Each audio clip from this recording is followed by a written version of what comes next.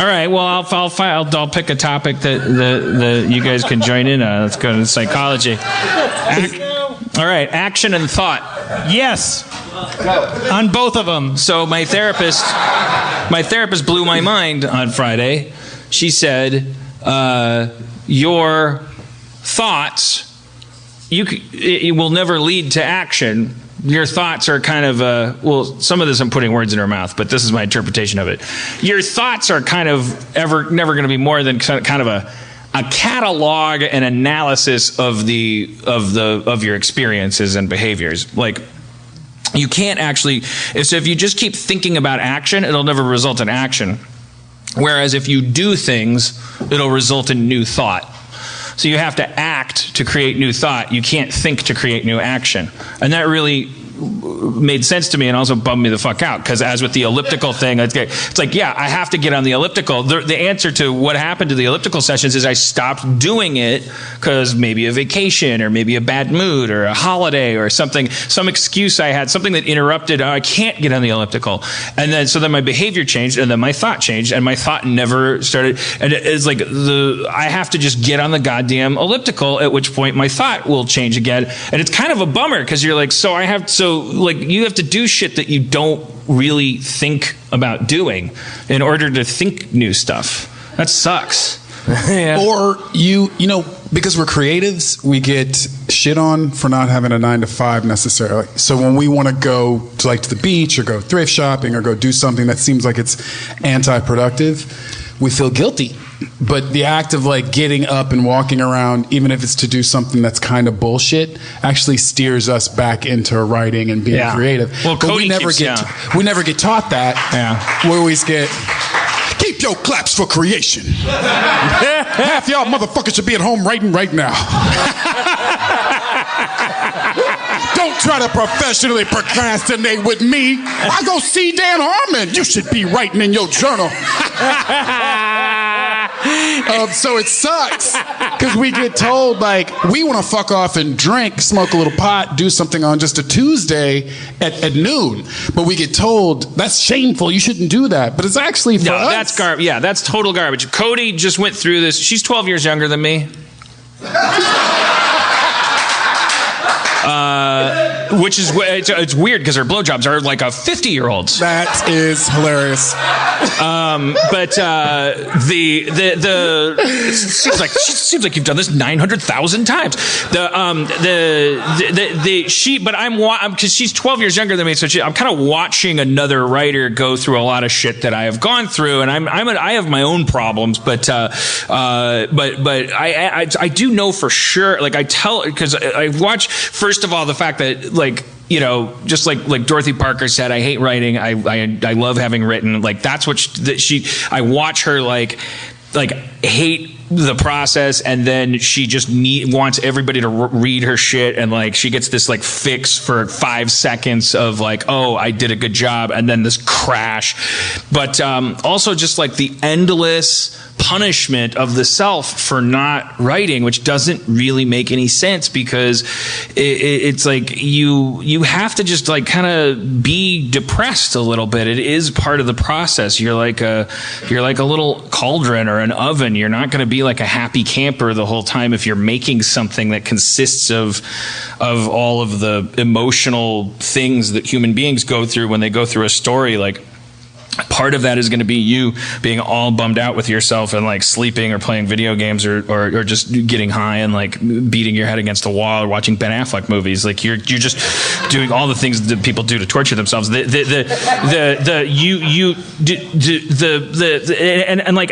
here's the crazy thing that happened.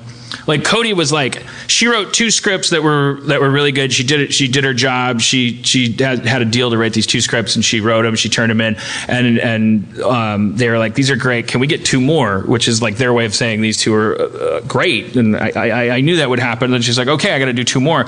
And then she was like, I'll have them done tomorrow, because she was on this high, which is also fine to be wrong about what you think you're going to be able to do. But then she crashed. She's like, wait, I don't feel like writing anymore. Yeah. And then she was like, I feel so sad. And I was like, you're supposed to feel sad. Just lay there. And it's like this weird conversation to have with somebody where they're like, I feel sad. I feel untalented. I feel not like doing anything. I feel like laying here like a lump. And to say to somebody, that's what you should be doing. That's what you should be feeling. How long do you recommend that goes on? I mean, eventually you're going to have to get back to work, right? But it's a couple weeks. I don't know. It kind of depends. It's the masterpiece race. If you make a masterpiece, it could go on for the next 30 years. Right. Because it's so hard to churn out a masterpiece in your lifetime. But if you haven't churned out a masterpiece, your ass should probably wake up every day at 9 and get to it. But she went through a couple weeks where she finally, because her therapist and I were saying the same thing, which is like, you're fine. You're doing what you're supposed to do. Just lay there like a lump and watch Forensic Files. And that's what we did for weeks. And then the really funny thing was that at the end of it, she got up one morning and she was like, I gotta get out of here. I gotta go somewhere, and I gotta write. I think I'm gonna go into a hotel for a couple days. And I immediately was like, what the fuck? But it took me a whole day to realize I was like, I'm sorry. I didn't because it was like I had become the cocoon, and so for her to finish, it's not like a butterfly goes like, I'm stoked about being in a cocoon, slippity doo dah, flying away. Do we have to pay for that if I say that on the stream? But of course you're real words. Of course you're going to be like, the first thing that you're going to do isn't going to be like, I feel like writing. You're going to be like frustrated and go like, God damn it, I fucking can't stand it anymore, which is different from I feel so dead, I feel like I can't do anything. Those are two different things. If you feel irritation, that's like coming out of an egg or a chrysalis. You're like fuck, I can't fuck it. You should follow that impulse. Like, I want out of here. I want to go do something. Even if that thing isn't writing, you got to go do that. But at the time, the funny thing is that my immediate reaction was like, fuck you. You got to warn me about this stuff. You can't just decide you're going to go check out. And then I was like, wait a minute. What did I expect? How did I expect this process to end? I am the cocoon. I'm going to get ripped apart, and she's going to leave me to go be a butterfly for a second and write a script over the weekend. And probably fuck 100 dudes. With the professional ability of a 50-year-old.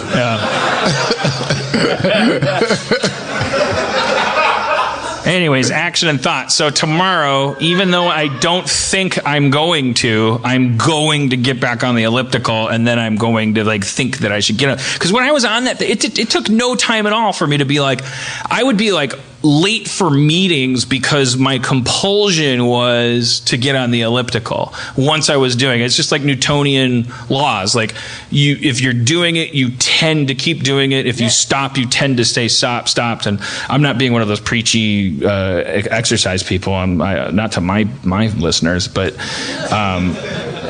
that's the sad thing. Is like, you got to just do some That'd random be crazy thing. if that's what this podcast turned into. It's like a health podcast, well, I mean, if I just started cage fighting with Joe Rogan, I just pushing different vitamins and stuff. You gotta take You're Expatria. sponsored by GNC. Brought to you. I'm telling you, Bulletproof. I'm drinking these ginseng Vicodin shakes. I was losing my hair, but now there's dicks growing out of my head. I'm like, it's called the Medusa zone. And you got to do it. You got to go through this process. You got to have 100 dicks growing out of your head. You jerk them all off, and the cum, you got to keep that cum and put it in the freezer, because it's not cum, it's vitamins. Keep that cum. Got to keep that cum. It's not cum, it's vitamins. Yep. And another thing I've been talking to Cody about, because for those of you who are actively writing, here's something that I've never really, that took me 20 years to figure out. You know, there's two modes of writing, which is sometimes I equate to, sometimes you're the chess piece and sometimes you're the chess player. Sometimes you're you have to get immersed in your own shit, and that can be counterproductive because you should be thinking structurally. So you all know, if you've ever tried to write, that you get stuck on page 1 because anything can happen, and you're like, what the fuck's supposed to happen? And at that point you should be thinking structurally. structurally, like more macro. But you also don't want to just be a hack that's like, well, every story is like this and it goes like that. Like, the magic happens inside the story. So what I'm just realizing watching Cody work is that I think that I've been making the mistake of thinking that you're supposed to think structurally up until a point where your structure is done, and then you're supposed to think immersively. But you may never finish that structural work because it may start to generate all kinds of question marks, and you actually find your structural inspiration by going into your shitty, fucked up structural story and like living in it as a passenger, where you can clearly see what's going wrong. So like I think the better metaphor now that I'm landing on is it's like train tracks is the structure. Like you could say willy-nilly and probably should be more willy and nilly in structure because you don't want to waste too much time on structure. Just say, for instance, this is going to go from Chicago to Philadelphia. That's like saying like boy meets girl, boy loses girl, boy. Like you just like whatever your story, your basic story is, knowing that it's going to change. Like it's just a plan. It's going to go from Chicago to Philadelphia. You could, if you really don't have any further passion about it, I guess you could get meticulous and go, and it's going to go over this river and all this stuff, but you're still just thinking structurally. And the truth is, the thing that makes your movie, TV show, poem, whatever you're working on good is stuff that happens inside a train car. And like some stuff makes use of the fact that you can tell you're on a train. Call that maybe meta or like high concept or something, where it's like, wow, I can really feel the structure as I'm riding in this train car. But then other stuff is like, I didn't even know I was on a train. Yeah, because they just said it goes from Chicago to Philadelphia and it's level the whole time and it's quiet, and but really it's just like a thing that happens inside a boxcar. And I think that you have to, I think we have to go back and forth. I think you have to lay track or lay plans for track, and then you got to get in the car and then go, okay, Chicago to Philadelphia, let's see how that works, and let it be like screech, fucked up, that just makes no sense, and then change it to Chicago to Florida, or because that's a city, right? It's the story of a person who failed geography, becoming a writer and telling people what to do. You change the generalities because they're easy to change. Then you get back in. I think it's important not to have an end goal when you're working on structure or when you're working within. You got to get out of either. It's almost like I don't know what to do with this new epiphany. How are you doing, Rob? Are you having a good time? Yes. Okay. No, this is good. This is really good stuff. Okay, I couldn't tell if you were listening or fuck wanted yeah, to kill yourself. Listening. Sometimes you're the one who invents a new structure. It's almost like you have to set like an egg timer kind of thing where it's like, okay, I worked on structure, now I have to force myself to do that thing where I'm like, yeah, but what does Mikey feel like in the scene? But then you have to also not get sucked into that for too long because that'll drive you nuts. Yeah. So it's like you have to go back and forth. It's like if you were building a tube, you would want to be outside the tube and inside the tube at equal amounts of time. You don't want to spend too much time like tube constructing. Are there any tube workers here? Anybody work on tubes? Because there's shit on the inside of the tube that you're not even going to realize till you get in there and you're like, oh man, I didn't know I was making this out of... So what's the transition like between moving from inside the tube to outside the tube? It's... No, what does that? No, for real. I'm not making a joke. Well, I kind of feel like you could characterize it as like working on a whiteboard or with note cards versus like actually sitting at the keyboard and like where you're typing dialogue. That's an easy distinction.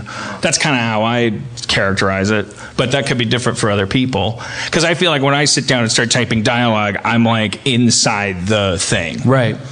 And so I'm actually like, I might jump from character to character, but I'm actually sealed within the reality. You're not building it, you're smoothing it out. Right. But then if I'm standing at a whiteboard, it's like, okay, what should happen? And then you're having these like weird conversations that God has about people. Like, what if a bunch of people got cancer? Hardy har har, I'm God. I don't give a fuck. Do you structure like per scene or just the whole thing, the whole story? Like if you're working on like, oh, I've got to work on this scene today, do you structure out the scene and then go in? No, I'm not. What am I, productive? I don't know. No, I don't have a process yet. I like whatever works. When we worked in TV on Community and Rick and Morty, like the thing that the nature of the beast becomes break the story and then take the broken story and send it to outline and then take the outline and send it to script. And I but then we end up re-breaking everything. We always end up re-breaking. And we look at that as like a crime. Like we're like, Andy Bobrow was the fire marshal on Community, like they because it was like some Paramount like building code thing. Like he was the official fire steward or something. Like he was the guy whose job it was to know when there was a fire. So Paramount like showed him a closet where there was an orange vest and 2 cones or 2 flashlights. This is serious? Yeah, and he would. Of course, there was never a fire, but he would grab them when there was a re-break, and he would run down the halls at Paramount and go, re-break! Made me feel like shit. Because the joke was on me, because it was, we work on a Psychos show. There's a re-break happening. Why can't you just air what we wrote yesterday and get an Emmy, you fucking narcissist? Fucking dumb, fat blowhard. Is that you or Bobro? No, it's Dan. I think it's Dan. Yeah, I'm not going to call Andy Bobrow a big fat blowhard. Okay, good.